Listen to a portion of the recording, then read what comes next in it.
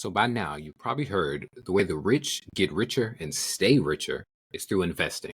I'm sure you've heard of things like the stock market, Apple, maybe Nvidia, cryptocurrency, Bitcoin, all these keywords. And you want to get into this. You save money up. Maybe you just want to start dollar cost averaging to put money into the market, but you have no idea where to go to actually start this process. That's why I'm making this video. How do I start that investing stuff? I'm going to go over my top 5 investing brokerages. Those are the places you actually go to put your money in there so that it can start growing and accruing interest. And I hope you enjoy it. Please let me know any questions you got.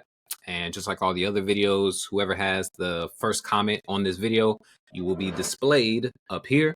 I appreciate you. Thank you for your service. Enjoy the video. With numbers like I'm MJ and Dash Jackson and Jordan.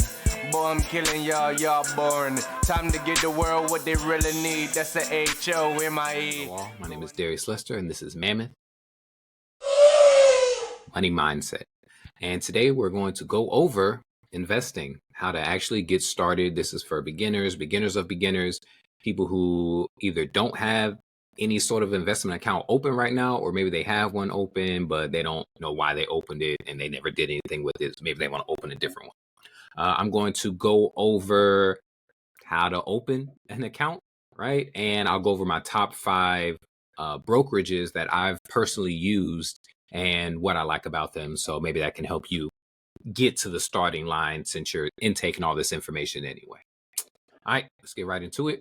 How do I start this investing stuff? All right, so off rip, items that you might need. Just know what your name is, know what your address is, phone number, all that general personal information stuff they ask when you make an account on anything. You'll also, for most of them, you'll want your driver's license just readily available. They might want pictures of it, or they might want the number. They might want both, so just have it ready.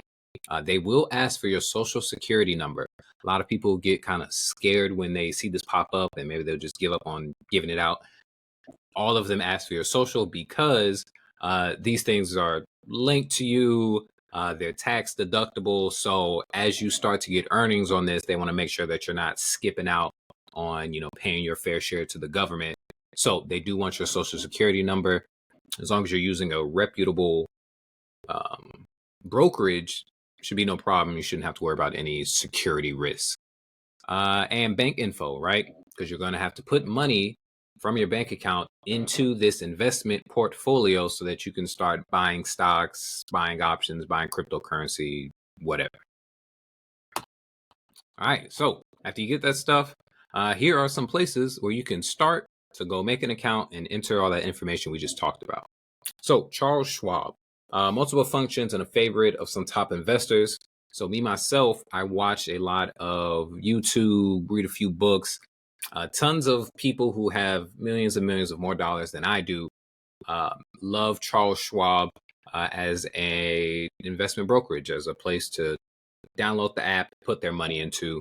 So that's why I threw it on here. I have used Charles Schwab.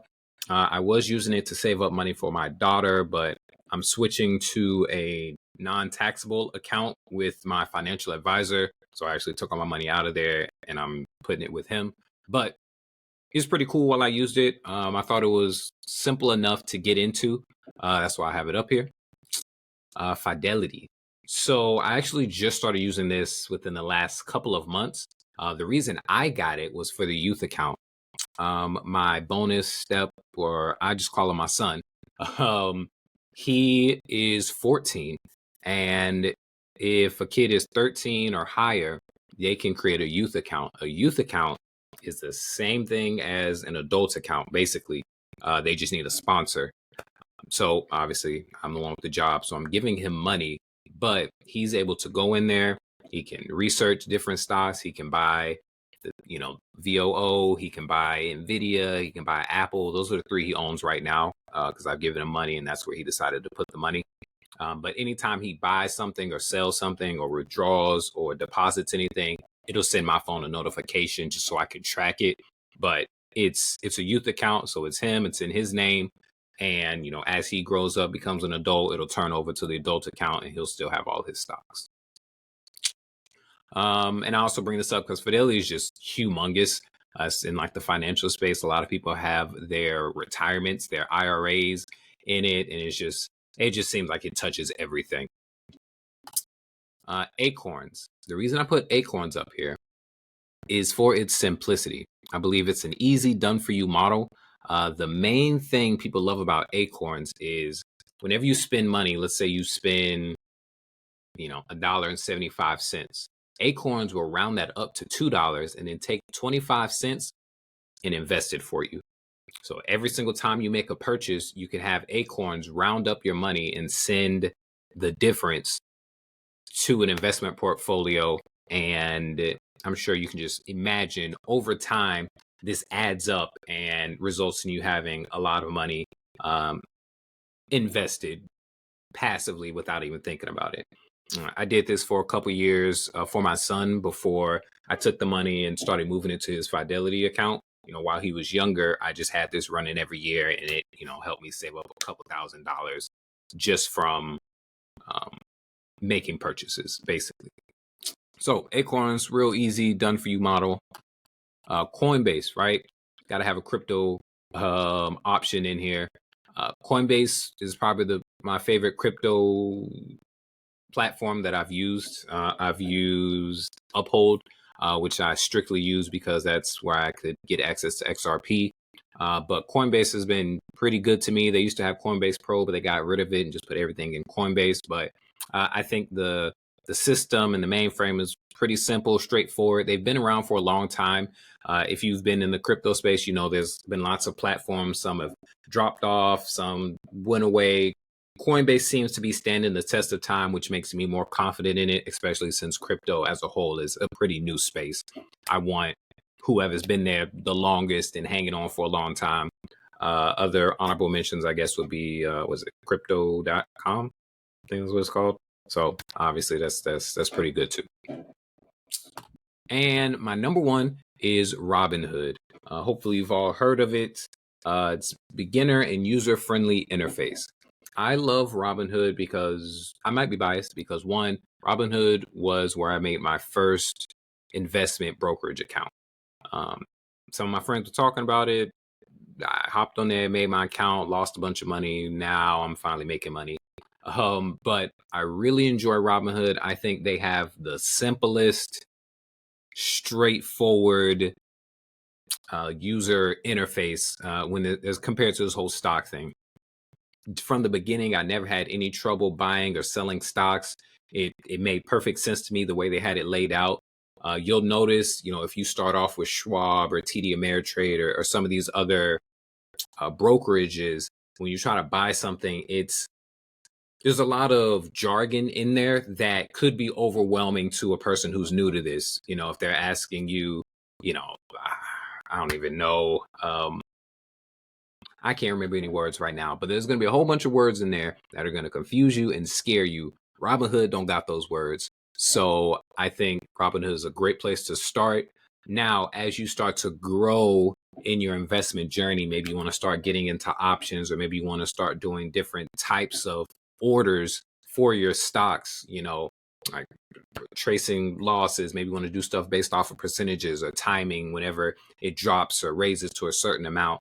As you get more intricate in your investing, you might want to go to a different platform that allows more options, because Robinhood maybe doesn't have as many options for buying and selling as your Charles Schwab. But I think Robinhood is probably the best for beginners because it's real simple, real easy on the eyes. And I mean, I still have majority of my money invested with the Robinhood app. Okay, that's pretty much it. 5, 4, 3, 2, 1. Feel free to rewind and go and look at the things that I have. If you need help actually starting it, just reach out to me. I don't mind kind of walking you through it, holding your hand. And a book, right? A beginner investing book tells you where to start and where not to start.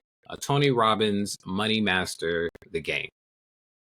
It's a long book. I'm not going to lie to you. I was even listening to it on audiobook and I was like, sheesh, he's still going.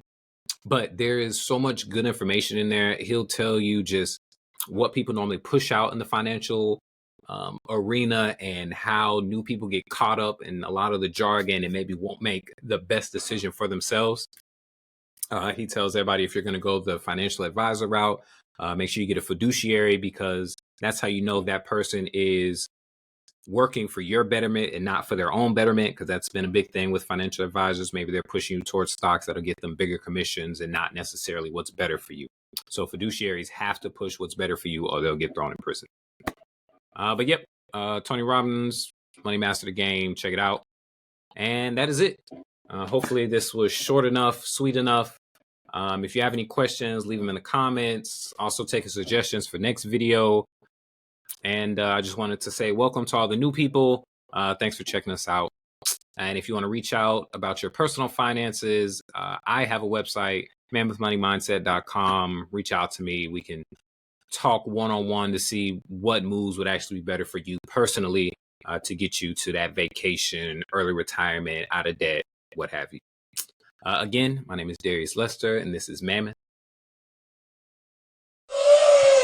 Money Mindset. Thanks for watching.